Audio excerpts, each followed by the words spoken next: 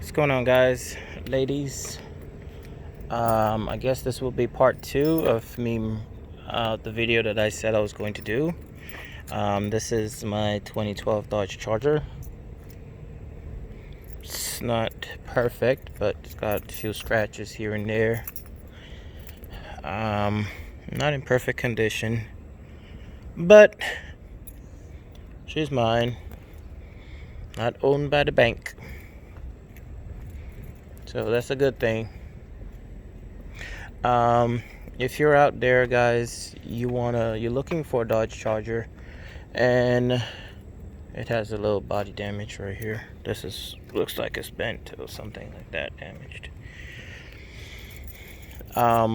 If you're out there looking for a Dodge Charger and you want to know if it's a good car, they're reliable, they're okay.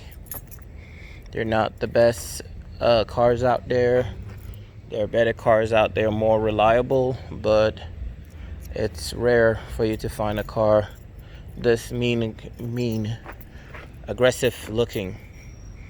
I mean, and there are people out there that mod these cars to make it much meaner looking. So if you're like me, you like Chargers, and if you follow my channel, you will see that I've gone through a lot of cars, and I keep coming back to Dodges. Dodges and Infinities are my favorite cars. So got a few things in the back and whatnot, but I have the leather interior. This is the RT Plus model. The RT Plus model, you get the sunroof, you get the leather interior, you get the 8-inch screen with the radio. Obviously, the radio comes regardless. Obviously, it's a Hemi. It comes with stock 20s, but I upgraded my wheels to those. It comes with the Xenon lights. It also comes with the front collision warning thingy. That's this sucker right here, which is annoying when it goes out. That baby right there, if this thing goes out, if it's spoiled, that thing cost nearly $4,000 for a brand new one, and I'm not exaggerating. You can look at it. It's $2,500 to $4,000 for just the part. To install it, they're charging about $800 just to install that sucker, because calibrating it is $500, and I guess the rest of it just goes on labor. But you can't calibrate it yourself. You have to take it to the dealership because they need special equipment to do so. Remote start by pressing this. This is the RT Plus, has a remote start as well. Sorry, just had something fly by me. You press this twice.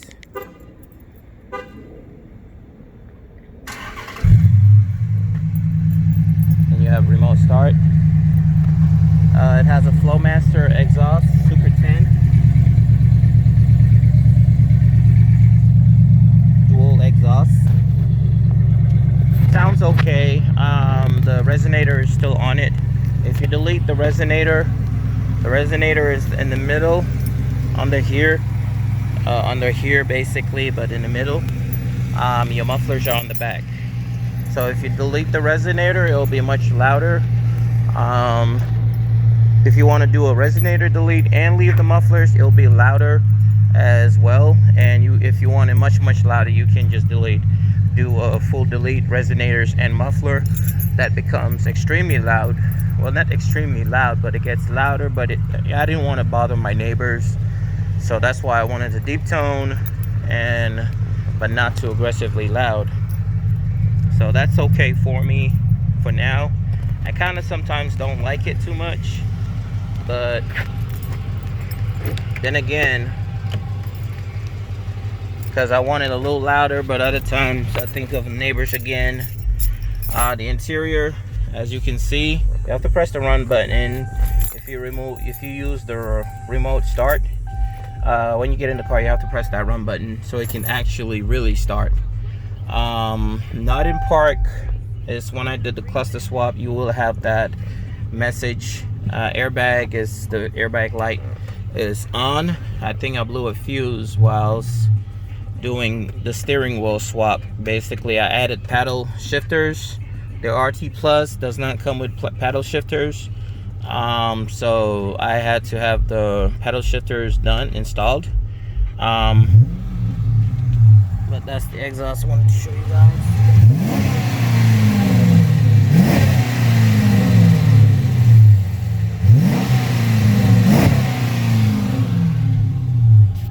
Not too bad, not too bad.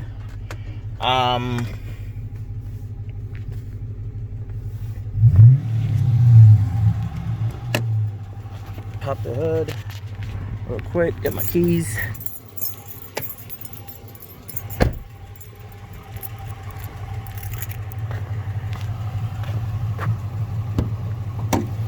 You have the Hemi engine as well. Just not badged. A lot of people do that stuff. They badge their stuff, up badge their cars. I don't know why people like to do that. I actually want to debadge my car. To be honest, I want to debadge it. So hopefully I'll be doing that soon. But yeah.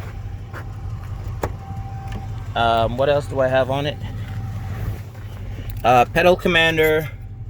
I have the pedal commander on there, and I have a taser as well on it. If you're doing a cluster swap, this bezel, this cluster, sorry, it's not on the 2011 to 2014. You get this cluster from 2015 and up. So if you want to do a cluster swap, you need a taser as well in order to do it, and it's really a plug and play. It's not so difficult. There's a bunch of videos online on how to do that. So you have that voltage, air intake, temp, engine torque as well. So it's pretty awesome. It's pretty cool. It's pretty cool. Sunroof you have. So yeah, if you're going for the RT, I mean, you want one like this, you have to get like the RT Plus. You do have the SXT, which should have the leather interior as well, but some, it looks like it varies. Some have the paddle shifters, some don't. I don't know why. It's weird.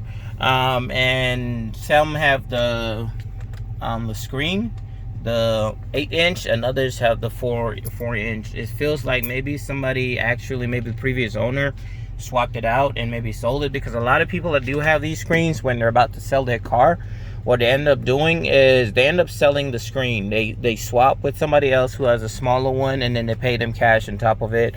So a lot of times that's what happens.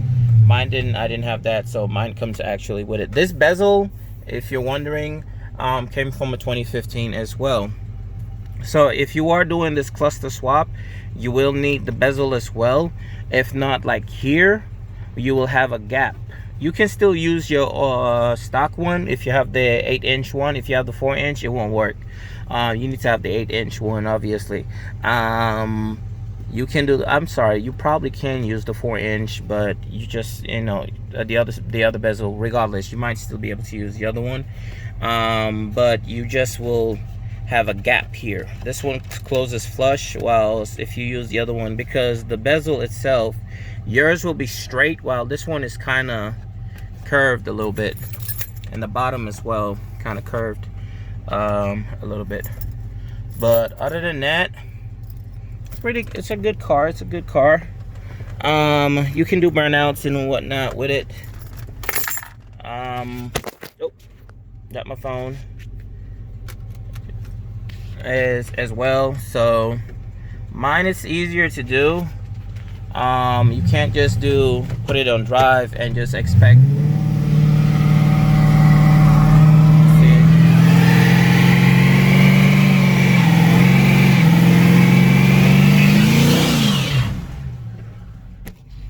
So that's if you want to do a burnout. Now you have all that smoke. But that's really just doing burnouts.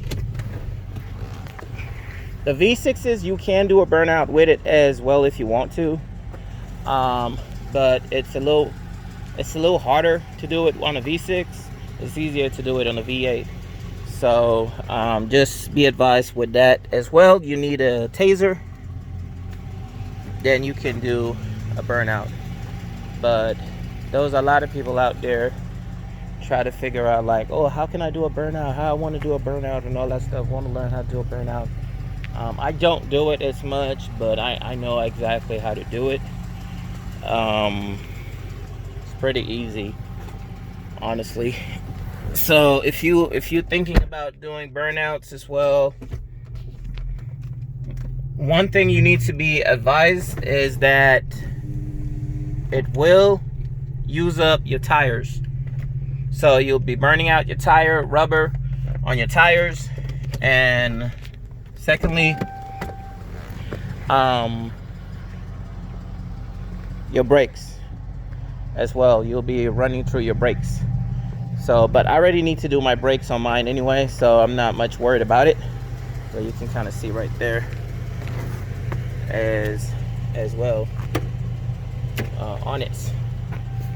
So I'm going to put my phone down and do a burnout real quick for you guys.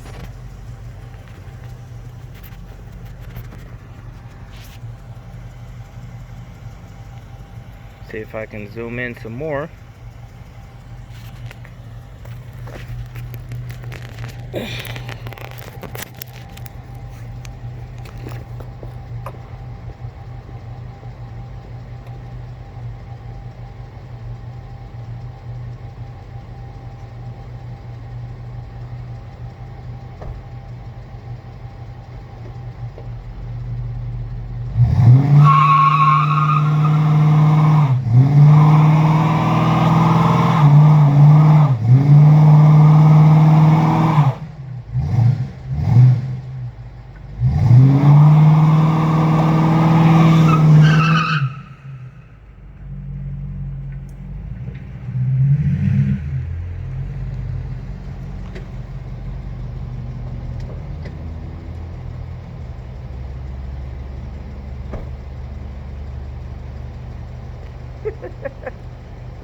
But yeah, I don't want to do it too much and you know, burn out too much of my rubber and whatnot. But yeah, it can be done on this beast. Zoom back out real quick.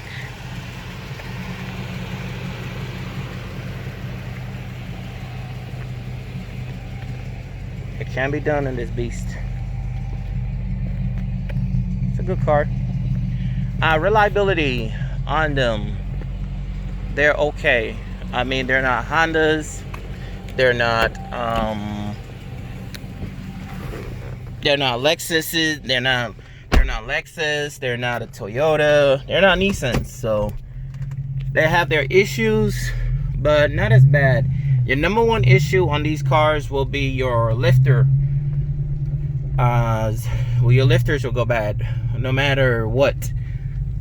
The lifters on these cars were not built well for some reason, and I don't know why there's not a recall on them. But that's one thing you have to be prepared for, is the lifter issue on them. I'm going to pause this real quick. I gotta lock the gate, and I'll be right back with you guys. All right. What's up, guys, ladies? I'm back. Sorry, I had to pause the video real quick so I can actually lock up and whatnot, and from there I just switch my screen over because I'm about to drive, so I can talk to you guys some more while driving.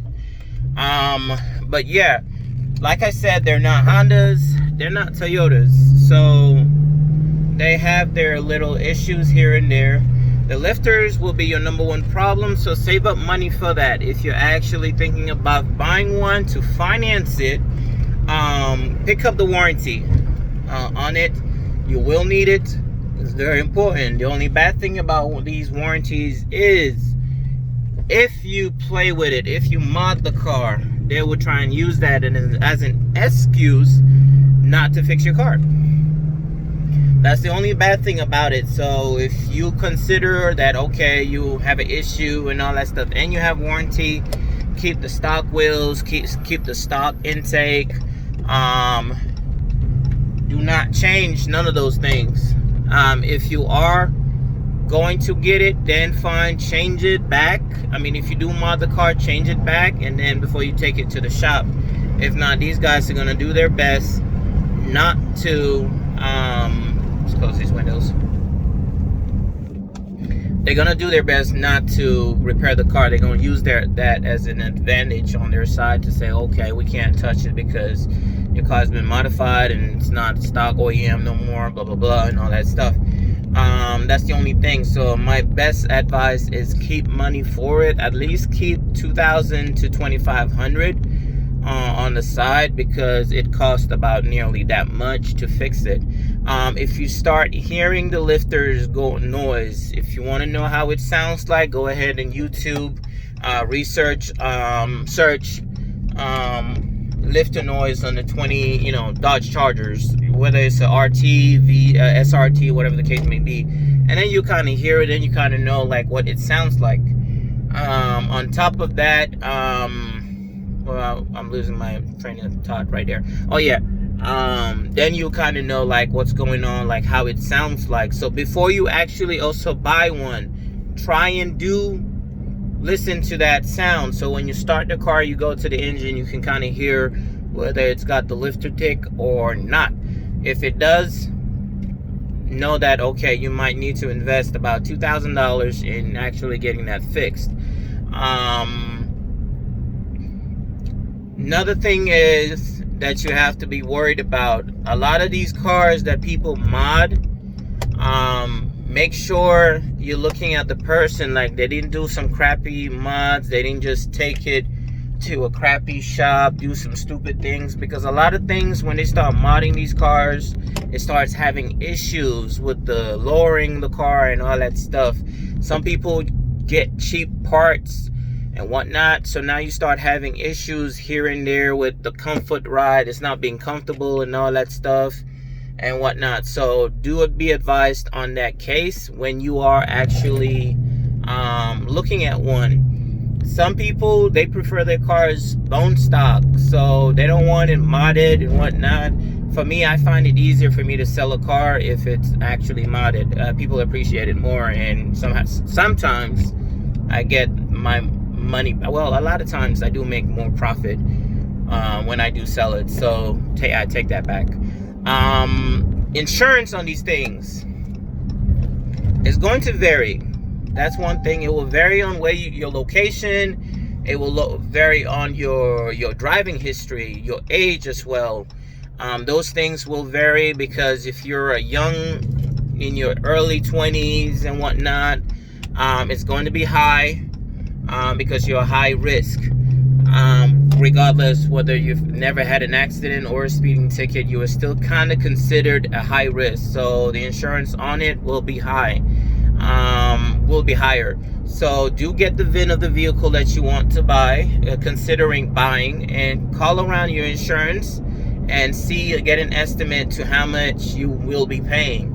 I'm paying $89 right now on mine, which is not bad at all. But my age plays a big factor, as well as my driving history. So if you have DUIs and all that stuff, obviously, you're going to be in trouble with that. So do look into that as well before you do actually buy it.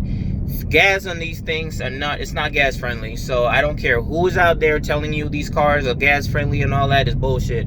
Excuse my language, but it's not gas friendly. It's not terrible, but it's not gas friendly. I'm spending $15 every 3 days going back and forth to work, and that's 15 minutes to work, about 30 to 40 minutes back home, and this is all highway type of situation. Why is it longer to get home? Because of traffic. That's why in the morning there's less traffic, less stopping and whatnot that I have to go through compared to when I'm going home.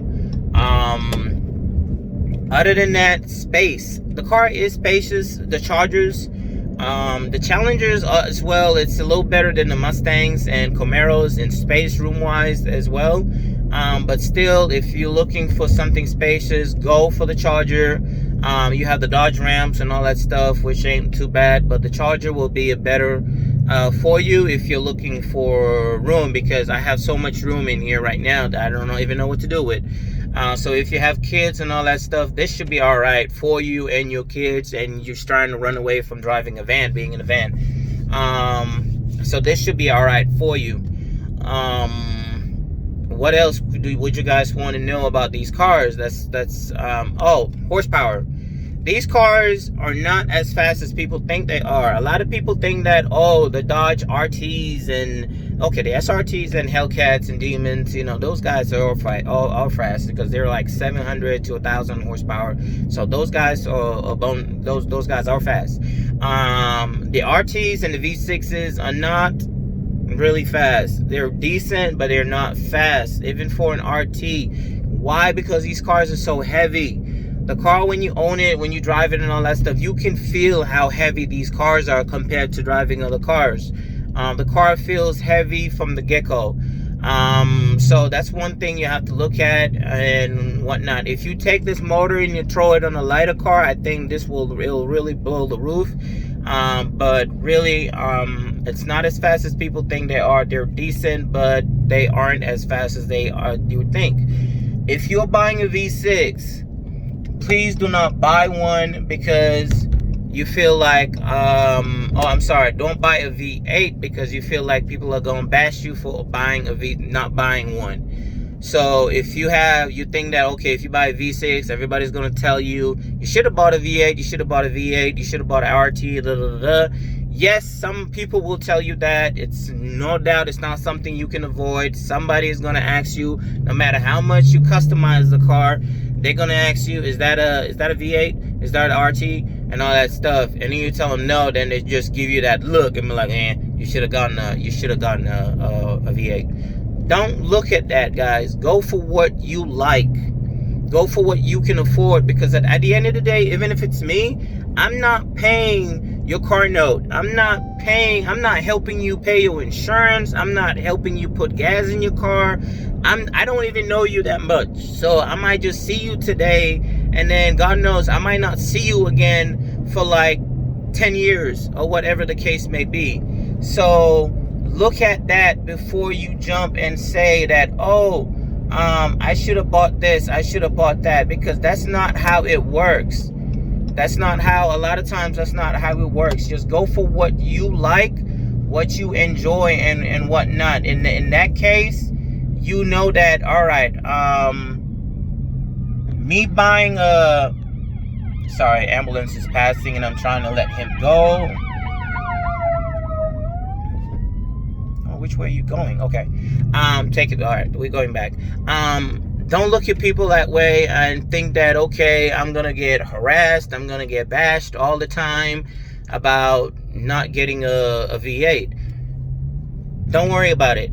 That's what you can afford. If it's that you can afford a V8, then fine, you can get one and all that stuff. But at the end of the day, guys, still be careful with your driving the car, your driving history. You know, take care of these cars, because a lot of people in these Dodges, man, they're getting in so much accidents. They're having accidents nonstop, and it's crazy. That's what's increasing our rates, because everybody's being reckless in a Dodge. So now insurance companies are looking at the fact that, oh, he owns a Dodge Charger. All right, so I'm gonna go ahead and increase the rates, because now this is a high risk. He's owning a V8 as well. He's probably gonna be out there doing something stupid, racing and all that stuff. Don't be doing that stuff. If you want to, take it to the track and leave it at the track. Don't start sitting down and going in the streets, highway, and racing a Camaro, a Mustang, and all that stuff. Don't be doing that stuff. Take it to the track. If not, don't even at all. Just enjoy what you have when you have it. I mean, me, I have the V8 and whatnot. I have the power as much as what it produces. I'm not saying this thing is even hella fast or anything like that, but if I needed to go, at least I can go. But I don't be racing, I don't be speeding all the time and all that stuff. I don't be doing all that stuff. So really, all in all, I really don't need a V8, to be honest, because I don't care what you say to me. It's my car. At the end of the day, I make my car look like how I want it to. I'm the one paying for it, whether I'm financing it or I buy it cash. I'm the one doing it. If your parents are the ones as well, let's put on this AC because it's getting a little hot. If your parents as well are buying you your car, your Charger or your Challenger and all that stuff, please be considerate as well. Don't look at it and say, oh, I want an SRT. Oh, I want a $50,000 car. No, be considerate. Please be considerate. Try and get something reasonable and help them out, because still, at the end of the day, they are buying you a car. They have to probably pay for your insurance and worry every day that you go out in this car to worry about, oh, if you're gonna go and be, or she gonna go and be reckless and get in an accident, what is gonna happen out there. So please be considerate before you actually do something stupid. If you're getting a car, like whether it's a V6, if that's what they can really afford, it's fine, get a V6. If not, get something else. Don't think about the power. You want something fast, because regardless of me owning this RT, guess what?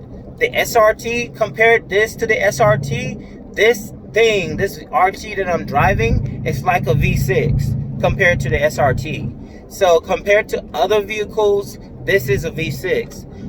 So no matter what you do, no matter what you get out there, there is always going to be a car out there faster than yours, so that can beat yours. So don't think about, oh, I just want something fast. I don't want nobody to be able to beat me in the race or anything like that. No, just get yourself something nice and enjoy it as you can. Other than that, guys, I mean, I don't know what else to talk about with the car. I mean, there are pretty decent cars. They do have their issues like every other car out there. No car out there is perfect. Hondas obviously will be cheaper in maintenance and whatnot. So if that's the case, that's what you want, then go for it and whatnot. But the Dodgers as well, you will have minor issues with it if you're buying it and with high miles. 150,000 miles and whatnot. Yes, it's high, but it's not bad. Drive it, see how it is, and once you buy it, try and take it to the shop, get the fluids changed, the plugs and whatnot. Try and get those things done. Don't ignore it. Do not ignore the maintenance on these cars. Keep up with the oil change, the water pump and all that stuff. Don't sit down in like 2 years, well, my water pump hasn't gone out or anything on me, so I'm not gonna worry about it and all that stuff. No.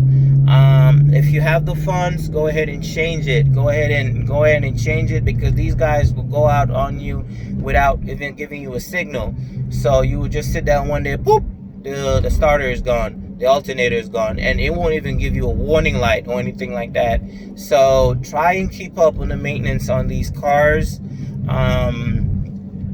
And take care of the car. If you take care of the car will take care of you. That's how I look at it. And if you're buying one from someone, you know, check their history as well. Check that, oh, has this person been taking care of the car? How does the car look? I mean, is it really beaten up to the point that I think that, all right, this guy would not have taken care of nothing with the motor or transmission? Then in that case, kind of walk from it. Even though, unless you can really get it at a really, really low price, and then you can just throw it at the shop and have them work on it, you know, get the stuff taken care of, then all right, cool.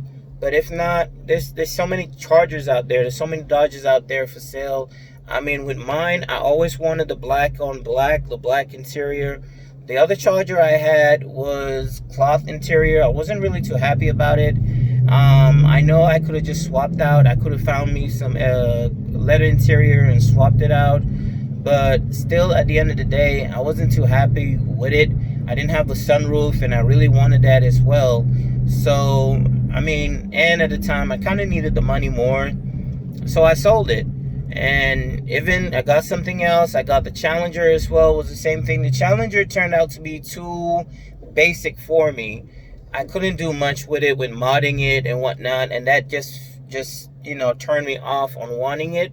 It was still a good car, and plus the AC wasn't working on that car. And I took it to places. They're telling me that, okay, I had to change the compressor and all that stuff. This thing is going to cost me almost $2,000, $1,500 to $2,000, because they have to change the lines and all that stuff, because it had the compressor. Once it goes out, it has metal shavings inside it, which can, if you keep running the AC, it can throw those metal shavings into the lines and all that stuff, and now you have an issue with the lines. So I had so much going on with it that I sat down with the AC, really, that I sat down and said, you know what, I'm not going to mess with this car no more. It's getting hot. I'm just going to get rid of it. So I sold it to the next person. I told him, hey, you got to fix the AC and all that stuff, and he was cool with it. He said his dad owned a shop, so he didn't much care.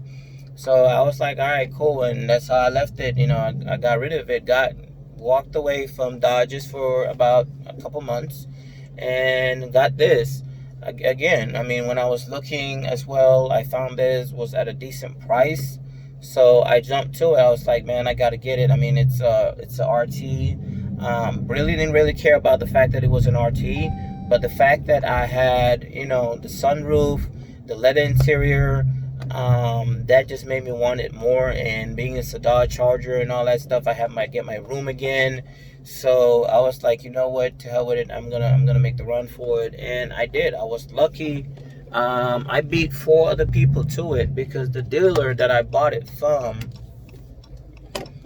he had scheduled other people to come in at the same time. So I was lucky. I got there first and drove around, and I bought it. And the other people were like, they wanted it too and all that stuff.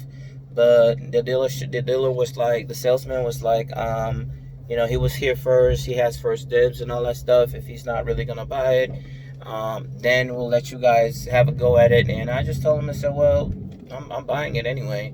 So it sucks for them, but that's how it is. But yeah, guys, I would say another thing is try and take one out for a test drive. If you guys are considering, you're out there, you're thinking about buying one, take one out for a test drive as well before you go. Take one out for a test drive. A lot of times you will see that you need to do that before you make a decision. Don't just look at the cars. You see a bunch of videos of people modding them, and you be like, oh man, I gotta have it, I gotta have it. Nah, go out and try and rent one. Turo is one I would say, try and get one from Turo if it's available in your area. Rent one out for 2-3 days, so test drive it, and you know, get the handling of it and feeling, and say, okay, yeah, this is what I want, before you actually do sit down and make that decision in buying one. Because a lot of people ended up just looking at it, jumping, buying it, then be like, I don't want it no more and all that stuff. I then regret the decision of buying it. So do that before you actually do make that decision. For me, I stay within a certain group of cars now. I stay with Infiniti, Ford Mustangs, Dodge Chargers, because these are cars that I've owned and driven for at least a little bit, and then I know more of its history. I'm not one of the YouTubers that sit down, go and just get you a car from the dealership and just say, hey, I'm a YouTuber, can I do a review on one of your cars? And then they say okay, then you just go at the back and pull out your phone, your camera, or whatever the case may be, read a bunch of stuff online with what it has, and then just go into, all right, cool, it has remote start, it has keyless entry, it has 4 doors and stuff like that. I'm not that type of person. The reviews, the videos I do of cars are cars that I actually own. So it's something that I've owned for at least a couple months before I end up going and doing a video for it. So I try to help you guys out as much as possible. So one thing I would ask of you guys is, if you can please like this video, comment, hit me up in the comments if you have any questions, and subscribe if you haven't. I would really much appreciate that. I'm trying to get my YouTube channel out there, popping and all that stuff. I'm trying to get paid. A lot of people just be like, hey man, You know, I just love doing videos and all that stuff. I'm gonna be honest with you guys. I want to get paid as well. I do like doing videos for you guys and all that stuff. I do like it. It's not that I don't like doing that. And for those of you that have already subscribed, I do apologize that I haven't done one for a minute. But yeah, do subscribe, please. Hit me up in the comments, and I'd really appreciate it. If you have a channel as well, I'll, you know, subscribe back at your channel and all that stuff. If you have something going on, hit me up in the comments as well and let me know. I'll follow back. I'll subscribe back at your channel as whatnot. So you do me a solid, I'll do you a solid and whatnot. And hopefully one day my YouTube channel will be out there to the point that I can do giveaways and stuff like that, because I like it when people actually do that on YouTube. I don't know if they're lying. They just say that, okay, the 400 subscriber we get this and that and that. I don't know if they actually do honor their words, and that actually does comes to be true. I'm not sure, but in my case, it will be true. I will do a live video, whatever the case may be, if it comes to that point. I'll do a live video and I will say this so and so person, show their name on YouTube and all that stuff, and I will hit them up in one of their videos. If I can't personally get in contact with them, I'll hit them up in the comments in one of their videos and say, hey, it's Abe, you know, Abram and all that stuff. This is, you know, you want this and that and that. Hit me up, call me, or whatever the case may be. And if I'm shipping it to you, I'm gonna do another video as well, showing people that, hey, I actually do honor what I'm saying, what I would do. So I would appreciate that if you guys do hit me up, and hit me up in the comments if you guys have any questions. Again, like this video, please subscribe, and I will see you guys in my next video. For those that have already subscribed, thank you so much. I do appreciate it. I am much grateful for you doing that for me. It means a lot, so thank you so much, whether it's family, friends, or even strangers, random strangers. Thank you so much. I do appreciate it, and I'll see you guys in the next video. Peace, and take care, and be safe out there with this Corvette thing going on. Do be safe out there, if you know, with your families and friends as well. Okay, all right guys, take care.